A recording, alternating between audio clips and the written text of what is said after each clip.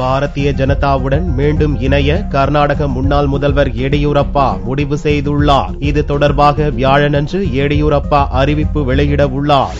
பாரதிய ஜனதா பிரதமர் வேட்பாளராக குஜராத் முதல்வர் நரேந்திர மோடி அறிவிக்கப்பட்ட பிறகு 2014ஆம் ஆண்டு லோக்சபா தேர்தலை கருத்தில் கொண்டு கட்சியை வலுப்படுத்த துரித முயற்சிகள் துவங்கியுள்ளன.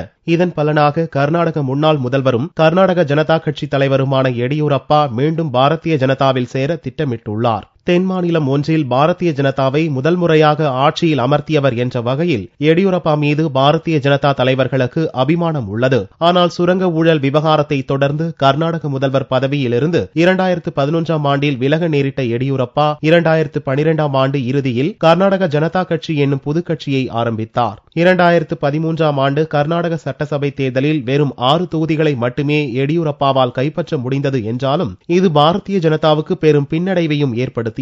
எனவே எடியூரப்பாவை பாரதிய ஜனதாவுக்குள் இணைக்க முயற்சிகள் நடந்து வரும் நிலையில் வியாழனன்று கர்நாடக ஜனதா கட்சியின் மூத்த தலைவர்களுடன் ஆலோசித்த பின் இறுதி முடிவை அறிவிக்க எடியூரப்பா திட்டமிட்டுள்ளார். பாரதிய ஜனதாவுடன் மீண்டும் இணைய கர்நாடக ஜனதா கட்சியில் உள்ள சிலர் எதிர்ப்பு தெரிவித்துள்ள போதிலும் மோடியுடன் எடியூரப்பாவுக்கு இருக்கும் இணக்கமான உறவு இணைப்பை சாத்தியமாக்கும் என்று பெங்களூர் வட்டாரங்கள் கூறுகின்றன.